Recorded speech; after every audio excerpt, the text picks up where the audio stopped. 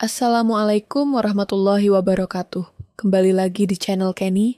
Untuk segmen kali ini, bertemakan cerita horor, sebuah kisah yang berjudul Kutukan Sekolah di Atas Kuburan Ketika Mimpi Jadi Kenyataan. Sebelum kita lanjut ke ceritanya, tekan dulu tombol like video ini. Dan jangan lupa tekan juga tombol subscribe channel ini. Nyalakan juga lonceng notifikasinya agar tidak ketinggalan cerita-cerita lainnya. Dan seperti apa untuk kisah kali ini? Langsung saja kita masuk ke ceritanya. Cerita ini dimulai dengan Dimas, seorang siswa baru yang baru saja pindah ke sebuah sekolah di Jawa Tengah. Dimas tidak tahu banyak tentang sejarah sekolahnya. Yang ia tahu hanyalah bahwa sekolah tersebut cukup tua dan terletak di pinggiran kota. Sekolah itu tampak seperti sekolah biasa pada umumnya. Gedung-gedungnya yang sudah lama tampak seperti bangunan yang terawat. Meskipun ada beberapa sudut yang tampak sudah sedikit usang. Namun, tidak ada yang bisa memberitahunya bahwa di balik sekolah ini ada cerita-cerita yang tidak pernah terungkapkan kepada orang luar. Pada hari pertama Dimas masuk, ia hanya merasa sedikit canggung. Dia baru pindah ke kota ini, dan seperti siswa baru pada umumnya, ia merasa sedikit terasing.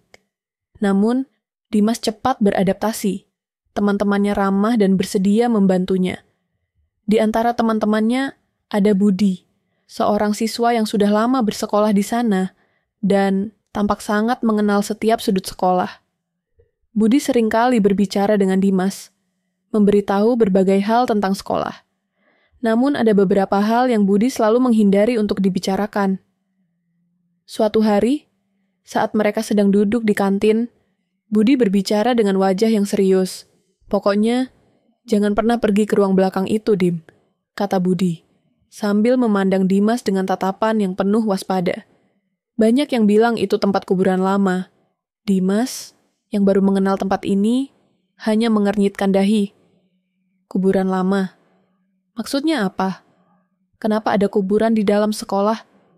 Dimas bertanya dengan nada tidak percaya. Budi menunduk, tampaknya berpikir sejenak, sebelum akhirnya melanjutkan, itu cerita yang beredar di sini. Waktu dulu, tanah sekolah ini memang bekas kuburan umum. Katanya, arwah-arwah yang belum tenang sering datang mengganggu, terutama di ruang belakang. Dimas hanya tertawa mendengar cerita itu. Ah, itu kan cuma cerita orang, Budi. Nggak mungkinlah ada yang aneh. Lagi pula, kenapa harus ada kutukan di sekolah? Pasti cuma mitos. Budi tidak tampak yakin. Iya, kamu pikir gitu aja. Tapi, hati-hati, Dim. Jangan coba-coba datang ke sana sendirian. Suara Budi semakin pelan, seakan mengingatkan dirinya sendiri. Lalu ia menambahkan, ada beberapa teman yang pernah pergi ke sana dan merasa aneh setelahnya. Dimas hanya mengangguk dan tersenyum, mencoba mengalihkan pembicaraan ke topik lain. Namun, dalam hatinya ia merasa bahwa cerita itu hanya khayalan orang tua atau mitos anak-anak. Dimas tidak percaya pada hal-hal semacam itu. Baginya, sekolah adalah tempat belajar. Dan hal-hal aneh itu hanya ada di dalam cerita horor yang biasa didengarnya di televisi. Namun, meskipun Dimas merasa tidak percaya dengan cerita itu, ada sesuatu yang tidak bisa ia jelaskan. Ada perasaan aneh yang mulai muncul sejak hari pertama ia datang ke sekolah. Setiap kali ia berjalan melewati halaman sekolah, terutama di sekitar pohon besar di tengah halaman, Dimas merasa seperti ada yang mengamatinya. Pohon itu tampak sangat tua, seolah sudah ada sejak zaman nenek moyang. Akarnya yang besar mencuat keluar dari tanah, dan daunnya yang lebat seolah menutupi sebagian besar langit di atasnya, menciptakan bayangan yang dalam. Suasananya sedikit menakutkan, tetapi Dimas mencoba untuk tidak terlalu memikirkannya. Hari demi hari berlalu, dan Dimas mulai beradaptasi dengan rutinitas sekolah. Namun, setiap kali malam datang, mimpi buruk yang aneh mulai menghantui tidurnya. Pada awalnya, mimpi itu hanya muncul sesekali, namun semakin hari, semakin sering mimpi itu datang. Dalam mimpi-mimpi itu, Dimas selalu melihat wanita tua bergaun putih yang berdiri di depan sekolah. Wajahnya kosong, tidak menunjukkan ekspresi apa-apa, tetapi Ada sesuatu yang mengerikan di dalam tatapan matanya. Wanita itu hanya berdiri diam di depan gerbang sekolah, menatapnya tanpa bergerak. Dimas merasa seperti ada sesuatu yang tidak beres. Setiap kali ia berusaha mendekat untuk berbicara dengan wanita itu. Begitu ia mulai melangkah, tiba-tiba wanita itu menghilang begitu saja, menghilang dalam kegelapan yang dalam. Namun, sebelum wanita itu menghilang, suara bisikan halus terdengar jelas di telinganya. "Kamu datang untukku." Bisikan itu sangat pelan, tetapi sangat jelas, seolah-olah datang dari dalam hati Dimas. Suara itu begitu menakutkan, seperti sebuah perintah yang harus dipenuhi. Meskipun Dimas tidak tahu apa yang dimaksud oleh wanita itu. Setiap kali ia mencoba terjaga, ia merasa tercekik, seperti ada sesuatu yang menahannya untuk keluar dari mimpi tersebut. Malam pertama, setelah mimpi itu, Dimas terbangun dengan keringat dingin. Matanya terbuka lebar, dan hatinya berdebar keras. Ia merasa ada sesuatu yang sangat janggal dengan mimpinya. Wanita itu, siapa dia sebenarnya? Mengapa ia terus muncul di dalam mimpinya? Mimpi itu terasa terlalu nyata, seolah ada yang menghubungkan Dimas dengan sosok itu. Tetapi, ia tidak bisa mengingat dengan jelas. Dimas berusaha untuk tidak terlalu memikirkan mimpi tersebut, tetapi setiap malam, mimpi itu semakin sering datang. Wajah wanita itu semakin jelas, semakin nyata. Dalam mimpi berikutnya, wanita itu berdiri lebih dekat, hanya beberapa langkah darinya, dan kali ini, ia melihat mata wanita itu, yang tampak kosong dan gelap. Ada sesuatu di mata wanita itu, seperti kedukaan yang mendalam, yang membuat Dimas merasa sangat tidak nyaman. Sejak saat itu, Dimas merasa seperti ada sesuatu yang mengikutinya. Setiap kali ia melewati pohon besar di halaman sekolah, ia merasa seperti ada sesuatu yang mengamati dari balik bayangannya. Beberapa kali, ia mendengar suara bisikan halus yang sama, meskipun tidak ada seorang pun di sekitarnya. Malam berikutnya, Dimas tidak bisa tidur dengan tenang. Ia merasa cemas dan tidak bisa lepas dari bayangan wanita tua itu. Ketika ia terjaga, ia merasa sangat lelah dan takut untuk tidur lagi. Namun, meskipun ia berusaha untuk mengabaikan perasaan itu, wanita tua bergaun putih itu selalu datang dalam mimpinya, mengganggu tidur Dimas dengan bisikan yang semakin kuat. "Kamu datang untukku." Dimas terbangun lagi, kali ini dengan rasa takut yang lebih besar. Wanita itu semakin nyata dalam pikirannya, dan setiap kali ia mencoba tidur, suara bisikan itu datang lagi, lebih keras, lebih mendalam. Dimas merasa seperti terjebak di dalam mimpi yang tidak berujung, seakan ada sesuatu yang membawanya menuju takdir yang gelap. Dimas tidak tahu harus berbuat apa. Ia merasa seperti mimpi itu bukan sekadar mimpi, melainkan sesuatu yang jauh lebih mengerikan. Ia mulai merasa terperangkap, baik dalam mimpi maupun dalam kenyataan. Sosok wanita itu mengintai dirinya, dan ia merasa seperti tak bisa melarikan diri dari mimpi buruk yang terus berulang. Keesokan harinya, Dimas merasa sangat lelah. Tidurnya terganggu oleh mimpi buruk yang terus berulang, tentang wanita tua bergaun putih yang mengintai dari kejauhan. Begitu terbangun, rasa cemas itu tidak hilang, bahkan semakin membebani dirinya. Dia tidak bisa lagi merasa nyaman di sekolah ini. Suasana yang biasanya ramai dan penuh aktivitas kini terasa aneh, sepi, dan menakutkan. Semua tampak sama seperti kemarin, tetapi Dimas merasa ada yang berbeda, seperti ada sesuatu yang mengawasi setiap langkahnya. Pagi itu, ketika ia memasuki sekolah, keheningan yang tidak biasa langsung menyambutnya. Suasana kelas yang biasanya penuh suara tawa dan obrolan teman-teman, kini terasa sepi. Dimas berjalan perlahan di koridor yang panjang, hanya ditemani suara langkah kakinya yang bergema di dinding sekolah. Pohon besar di halaman, yang dulu ia kira hanya bagian dari dekorasi sekolah, kini tampak lebih menyeramkan. Daunnya yang lebat menutupi sebagian besar cahaya matahari, menciptakan bayangan yang dalam.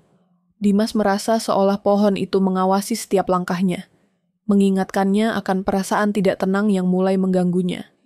Saat melintas di dekat ruang belakang sekolah, Dimas mendengar suara berdesir yang datang dari dalam. Pintu tua yang seharusnya terkunci sedikit terbuka. Tanpa pikir panjang, Dimas merasa tertarik dan ingin tahu apa yang ada di dalam. Mungkin hanya gudang kosong atau ruang penyimpanan, pikirnya, berusaha meyakinkan diri. Teman-temannya sudah beberapa kali memperingatkan untuk tidak masuk ke ruang itu. Namun rasa penasaran Dimas lebih kuat. Ia menggerakkan tubuhnya menuju pintu yang setengah terbuka. Meskipun hatinya mulai merasakan kecemasan yang tidak bisa dijelaskan. Dimas membuka pintu itu lebih lebar. Begitu ia melangkah masuk, ia terkejut. Ruangan itu kosong, hanya ada meja dan kursi tua yang sudah sangat usang.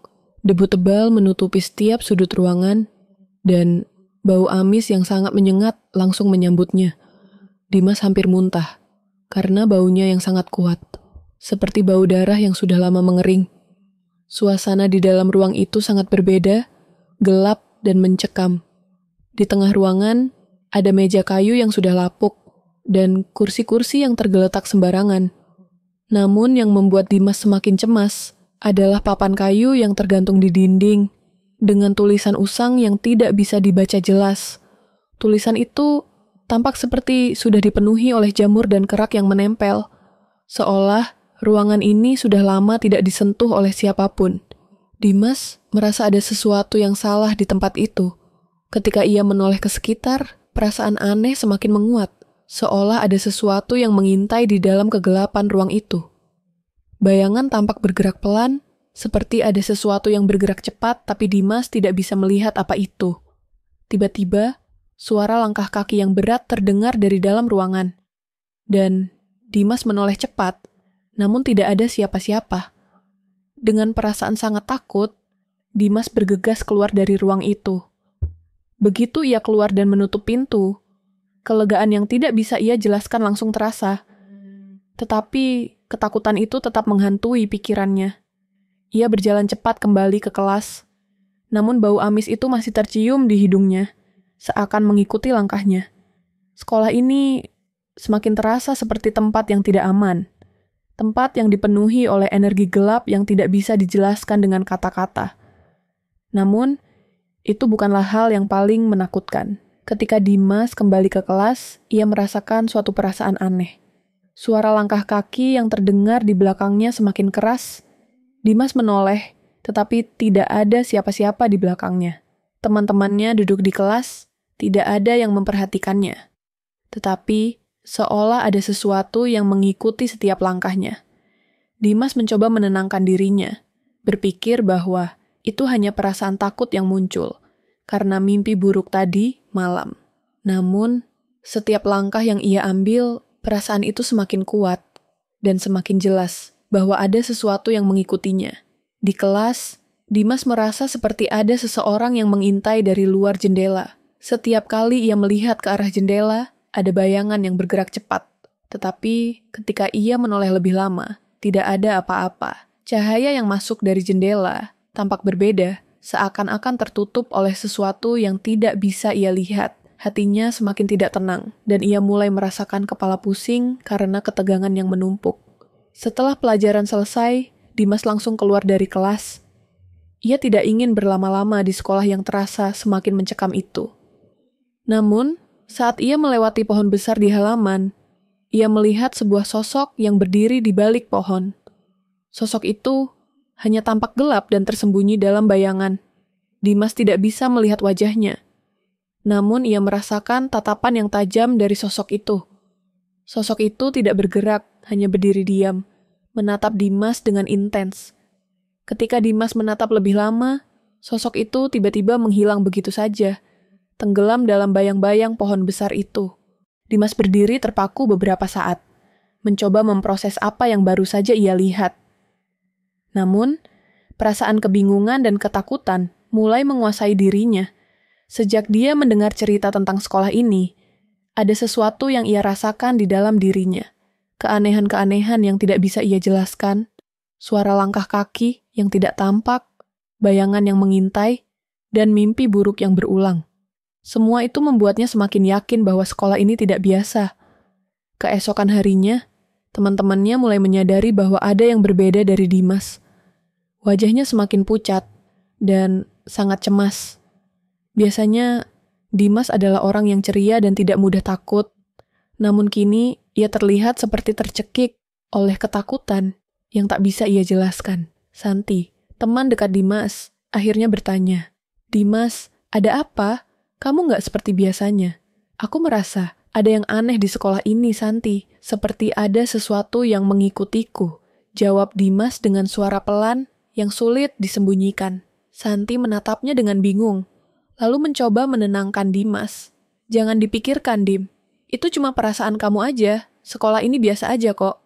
Namun, perasaan Dimas semakin menguat. Sejak malam pertama ia bermimpi tentang wanita tua itu, ada sesuatu yang terus mengganggu pikirannya. Sekolah ini tidak aman, dan semakin ia mencoba untuk melupakan, semakin mimpi itu menjadi nyata. Mimpi buruk yang datang dengan bisikan itu, sosok wanita tua yang mengintai dari balik pohon besar, dan suara langkah kaki yang mengikuti setiap gerakannya. Dimas merasa seperti terjebak dalam mimpi buruk yang tidak pernah berakhir, dan semakin lama ia merasa semakin dekat dengan sesuatu yang mengerikan yang tidak bisa ia hindari. Malam berikutnya, Dimas kembali terbangun dengan mimpi yang sama. Mimpi tentang wanita tua bergaun putih yang berdiri menatapnya dari kejauhan. Setiap kali ia mendekat, suara bisikan itu datang lagi, lebih keras, lebih mendalam, seakan menuntut sesuatu dari dirinya.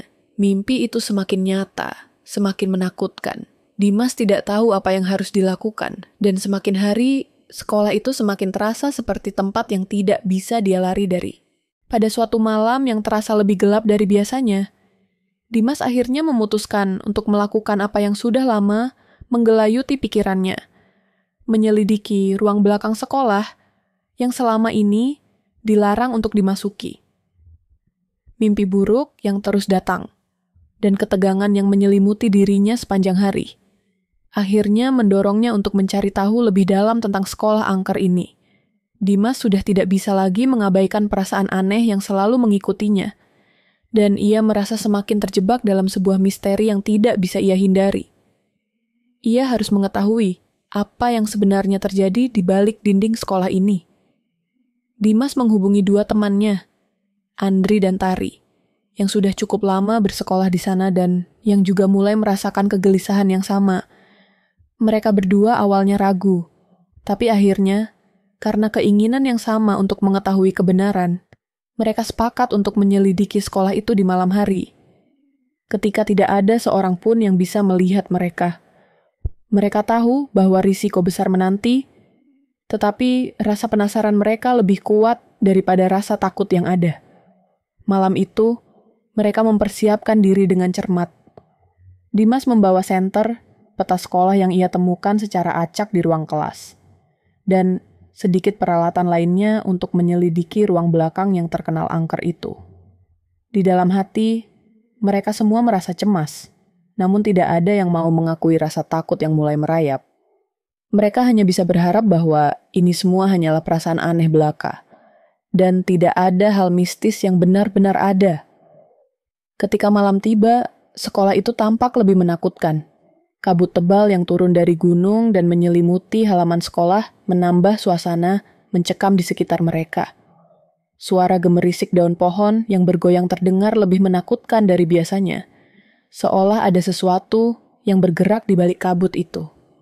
Mereka berjalan perlahan menuju pintu belakang sekolah yang sudah lama tidak digunakan. Pintu itu terkunci rapat, dan tak ada seorang pun yang tahu apa yang ada di baliknya. Dimas merasakan jantungnya berdegup kencang, namun ia menahan rasa takut itu. Ia merasa harus menghadapi semuanya untuk mengetahui kebenaran di balik sekolah angker ini.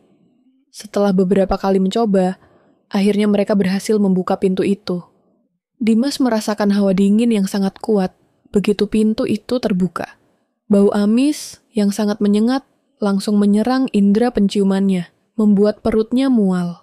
Baunya sangat familiar, seperti bau darah yang sudah lama mengering. Dimas menahan napas, berusaha untuk tidak terpengaruh oleh bau itu, dan melangkah masuk bersama Andri dan Tari. Di dalam, suasana semakin mencekam. Ruangan itu gelap, hanya diterangi oleh cahaya senter yang mereka bawa.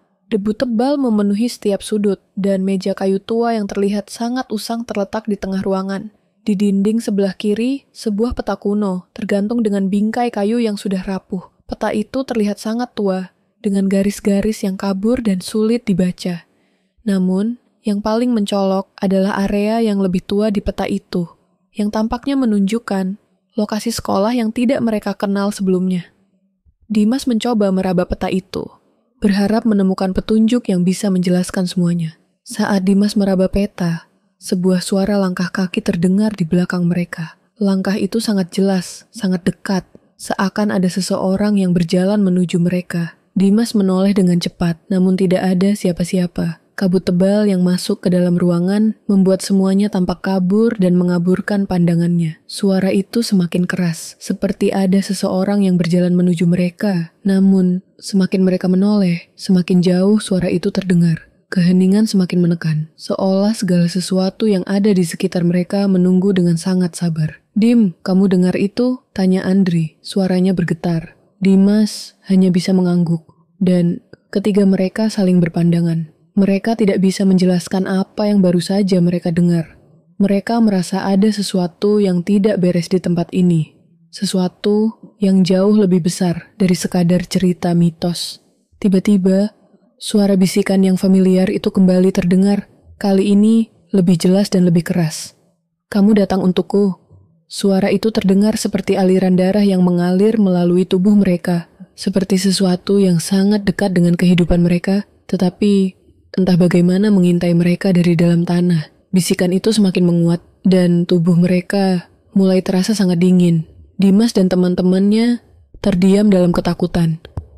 Ada sesuatu yang sangat menyakitkan di dalam suara itu, sesuatu yang mengikat mereka dengan takdir yang tidak bisa mereka hindari. Dimas merasakan kekhawatiran yang luar biasa merayap ke dalam dirinya. Ia merasa tidak bisa melarikan diri. Tidak bisa berbuat apa-apa selain mendengar suara itu yang semakin keras, semakin dalam, dan semakin dekat. Tari, yang tampaknya sudah sangat ketakutan, akhirnya berteriak, "Kita harus keluar dari sini, sekarang juga." Tanpa berpikir panjang, mereka berlari keluar dari ruangan itu, menyisakan suasana yang semakin mencekam di belakang mereka. Saat mereka keluar dari ruangan itu, mereka melihat sosok wanita tua bergaun putih berdiri di ambang pintu sekolah, menatap mereka dengan mata yang kosong. Sosok itu tidak bergerak, hanya berdiri di sana, menunggu mereka dengan ekspresi yang tidak bisa mereka pahami. Ada sesuatu yang sangat mengerikan dalam tatapannya. Seakan-akan ia menunggu untuk mendapatkan sesuatu yang harus dibayar. Dimas dan teman-temannya merasa terjebak di antara dua dunia. Dunia yang mereka kenal, dan dunia yang penuh dengan teror dan kutukan. Wanita tua itu tidak mengucapkan sepatah kata pun, tetapi suara bisikan itu kembali terdengar, lebih keras dari sebelumnya. "Kalian datang untukku, dan kalian harus membayar." Mereka semua berdiri terdiam, tak bisa bergerak, seolah ada kekuatan yang menahan mereka untuk tidak melarikan diri. Mata mereka terfokus pada wanita itu, yang tidak bergerak sedikit pun. Meskipun tubuh mereka ingin berlari, kaki mereka terasa berat, seolah tertahan oleh energi yang sangat kuat yang berasal dari wanita itu. Setelah beberapa detik yang terasa sangat panjang, Dimas akhirnya berhasil bergerak dan berteriak. Lari. Mereka semua berlari sekuat tenaga, tidak berani menoleh ke belakang.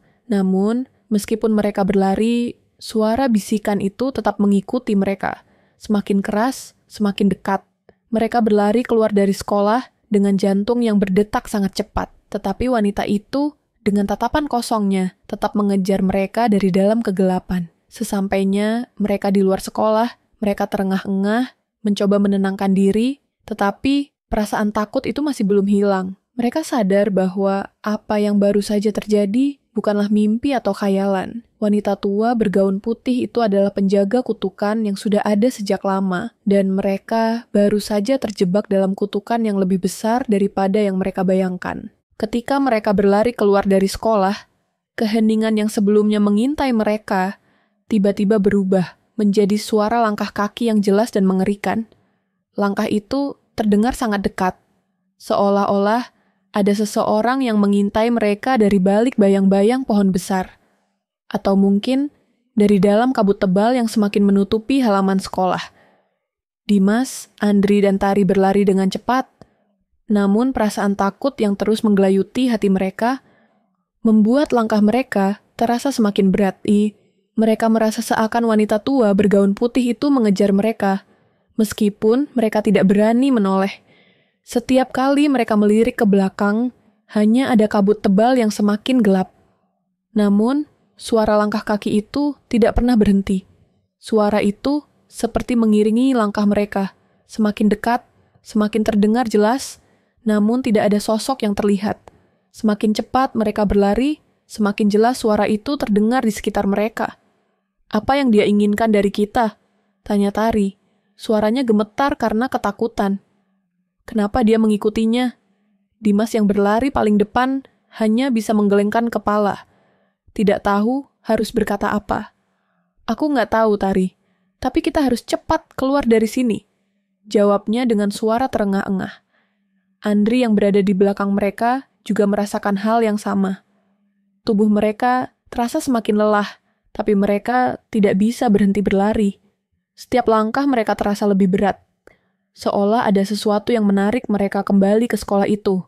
Langkah kaki wanita itu semakin keras terdengar. Lebih jelas dari sebelumnya, seperti terdengar di samping mereka, padahal mereka tidak melihat sosoknya. Suasana semakin mencekam. Setiap kali mereka melirik, hanya ada bayang-bayang kabut dan pohon-pohon tua yang menutupi sebagian langit malam. Akhirnya, mereka sampai di rumah. Mereka terengah-engah, tubuh lelah, tetapi ketakutan itu tidak kunjung hilang. Bahkan ketika mereka menutup pintu rumah, perasaan terjebak itu masih menghantui mereka. Wanita itu, meskipun tidak muncul secara langsung, seolah menjaga mereka, mengawasi setiap langkah mereka dengan penuh kebencian yang tidak bisa diungkapkan dengan kata-kata.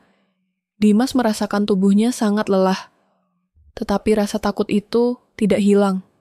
Ia merasa sesuatu yang sangat jahat terus mengikutinya. Menanti untuk mendapatkan sesuatu yang harus dibayar. Malam itu, setelah mereka berusaha tidur, Dimas terbangun dengan keringat dingin. Mimpi itu kembali datang. Wanita tua bergaun putih itu muncul dalam mimpi Dimas. Berdiri di luar rumah, hanya menatapnya dengan mata yang kosong. Suara bisikan itu kembali terdengar, lebih jelas dan lebih menakutkan daripada sebelumnya. "Kamu datang untukku." Suara itu semakin dalam, semakin penuh dengan ancaman yang tak terucapkan. Dimas bangun, matanya terbuka lebar, napasnya tersengal-sengal. Perasaan ketakutan yang luar biasa memenuhi dirinya. Ia merasa seperti terjebak dalam mimpi buruk yang tidak pernah berakhir. Wanita itu terus mengingatkan mereka tentang pengorbanan yang harus dibayar. Setiap kali Dimas mencoba tidur, mimpi itu kembali datang, semakin menguatkan ketakutannya. Ia merasa tidak bisa melarikan diri dari kutukan yang mengikat dirinya. Dimas tidak bisa lagi tidur dengan tenang. Bahkan ketika ia berusaha berpaling dari rasa takut itu, suara bisikan wanita tua itu selalu kembali mengganggu pikirannya. Itu bukan hanya mimpi, itu nyata, dan semakin jelas bahwa ada sesuatu yang menghantui mereka. Wanita itu tidak hanya ada dalam mimpi, tetapi juga dalam kenyataan mereka. Pada keesokan harinya, Dimas kembali ke sekolah, dengan hati yang penuh kecemasan. Ia merasa seolah-olah terjebak dalam sebuah takdir yang tidak bisa ia hindari.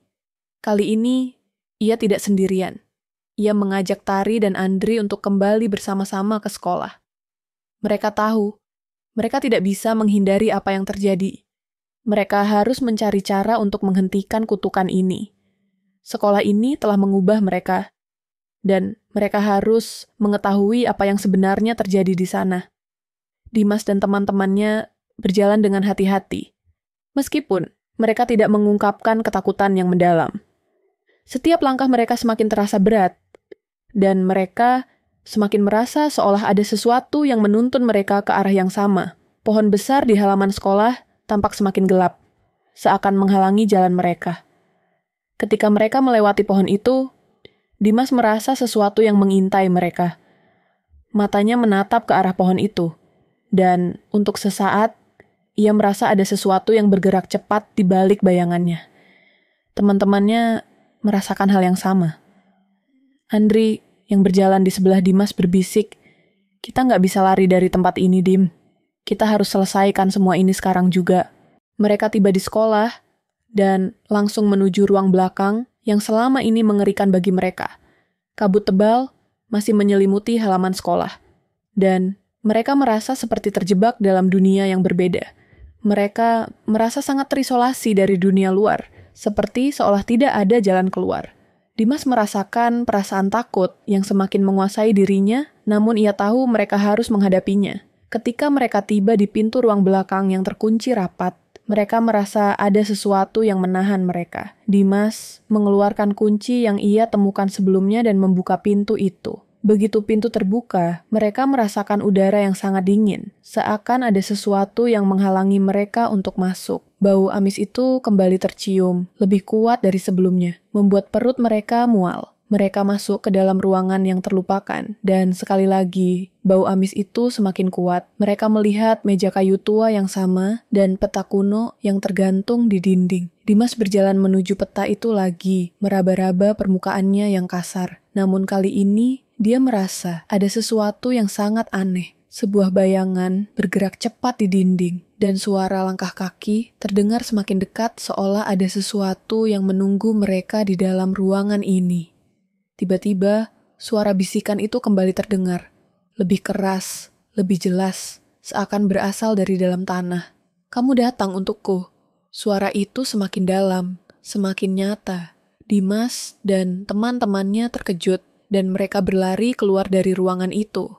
Namun, saat mereka membuka pintu, mereka melihat wanita tua bergaun putih itu berdiri di ambang pintu sekolah, menatap mereka dengan mata kosong yang penuh dengan kebencian. Suasana di sekitar mereka terasa semakin gelap, dan udara terasa sangat berat. Wanita itu tidak berbicara, hanya menatap mereka dengan tatapan yang sangat menakutkan. Tatapan itu seolah-olah menuntut sesuatu dari mereka. Ada sesuatu yang harus dibayar, tetapi apa itu? Mereka merasa sangat tercekik, seakan-akan wanita itu mengendalikan mereka.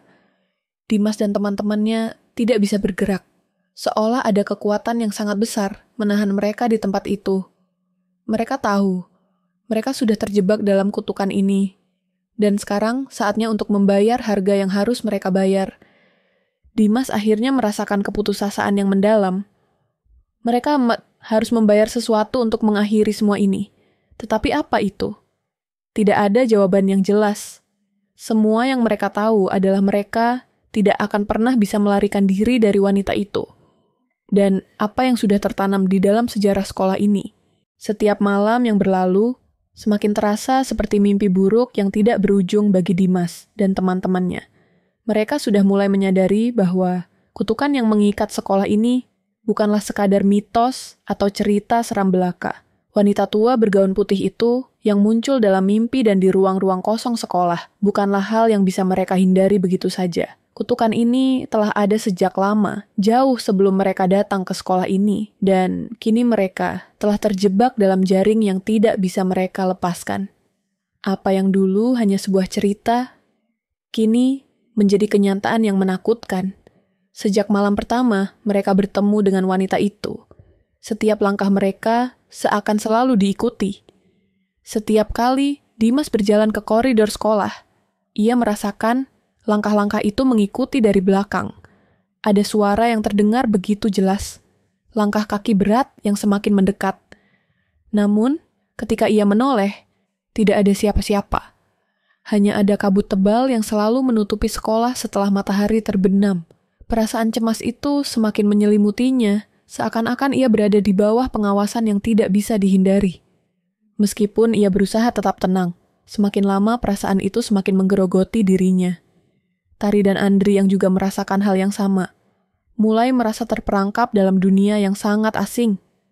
Mereka bertiga mulai sadar bahwa sekolah ini bukan hanya sekadar bangunan tua, itu adalah penjara, tempat yang mengikat mereka pada kutukan yang tak bisa dihindari. Setiap kali mereka berusaha melarikan diri, wanita itu dengan mata kosongnya akan selalu mengejar mereka. Mereka tahu bahwa meskipun mereka berlari sejauh apapun, mereka tidak akan pernah bisa lari dari kutukan ini. Di tengah malam yang sunyi, suara langkah kaki itu kembali terdengar, semakin dekat, semakin nyata.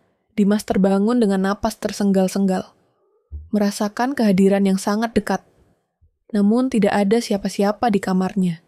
Suara itu bukan hanya ada di dalam mimpi mereka. Suara langkah kaki itu semakin jelas, semakin berat, seperti ada sesuatu yang berjalan sangat cepat, mengiringi setiap gerak mereka. Tanpa berkata sepatah kata pun, Dimas segera bangun dan berlari ke kamar Tari dan Andri, yang juga terbangun karena ketakutan yang sama. Mereka tahu, mereka sudah tidak bisa lagi mengabaikan apa yang mereka alami. Dengan tubuh yang lelah dan ketakutan yang semakin menggerogoti, mereka berlari keluar dari kamar mereka, menuju pintu sekolah yang terbuka sedikit. Ketika mereka keluar, mereka mendengar suara bisikan yang sangat pelan, datang dari dalam kegelapan. "Kalian datang untukku, Ihing." Suara itu begitu dalam, seolah teralir dari dalam tanah. Dimas merasa tubuhnya hampir tidak bisa bergerak lagi. Wanita tua itu, meskipun tak terlihat, seakan mengendalikan mereka dengan kekuatan yang sangat besar. Suara itu semakin kuat, semakin jelas, seperti ada sesuatu yang sangat mengerikan yang menuntut sesuatu dari mereka. Dimas merasa sangat lelah, tetapi ketakutan itu tidak hilang. Mimpi buruk itu terasa semakin nyata, semakin menjauhkan mereka dari kenyataan, dan semakin mendekatkan mereka pada kutukan yang harus mereka bayar. Mereka bertiga berlari ke halaman sekolah, berusaha mencari jalan keluar. Tetapi, setiap jalan yang mereka pilih seakan mengarah kembali ke tempat yang sama, ke pohon besar di tengah halaman yang menjadi simbol dari kutukan itu.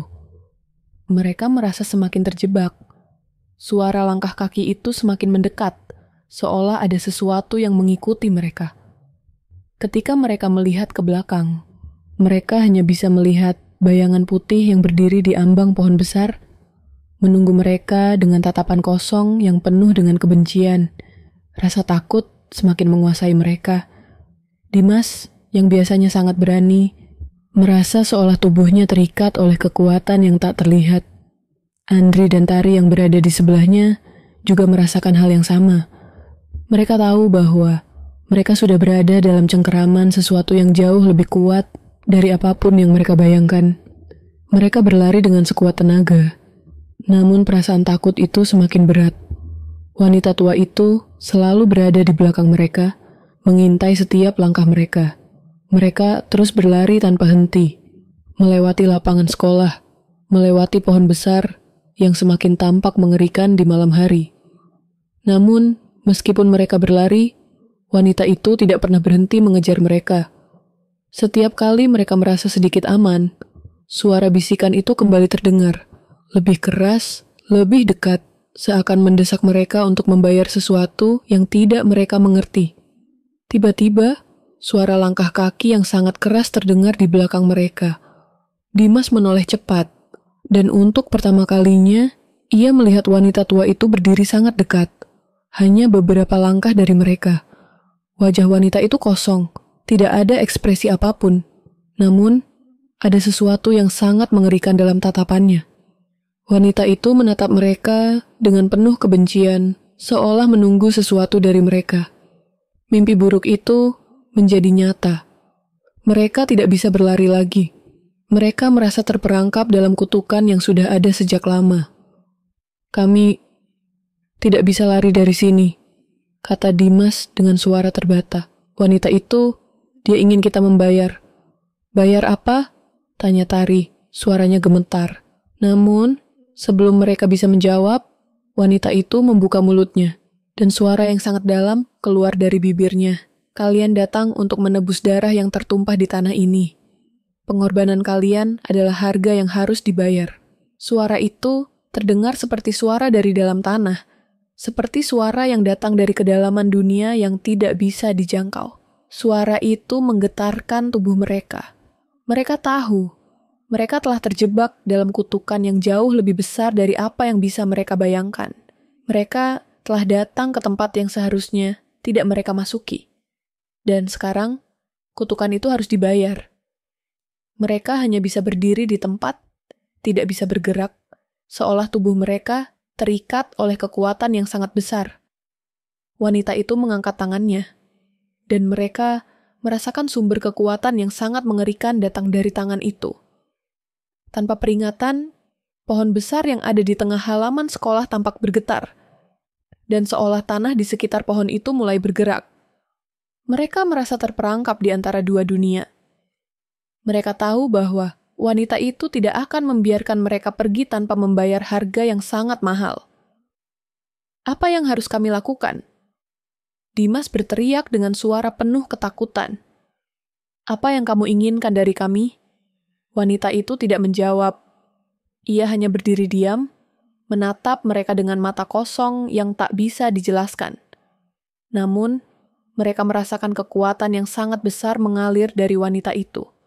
Seperti ada energi tak terlihat yang menarik mereka menuju takdir yang mengerikan. Apa yang harus kami bayar? Tari bertanya dengan suara putus asa, matanya penuh dengan air mata. Apa yang harus kami lakukan agar bisa keluar dari sini? Wanita itu akhirnya membuka mulutnya lagi, kali ini dengan suara yang sangat dalam dan mengerikan.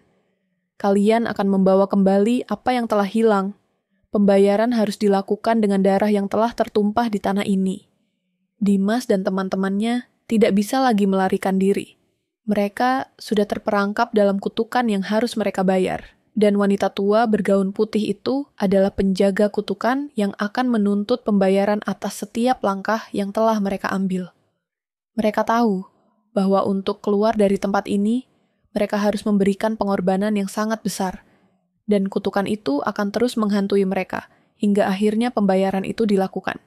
Mereka hanya bisa berdiri diam, menunggu takdir mereka yang sekarang sudah berada di luar kendali mereka.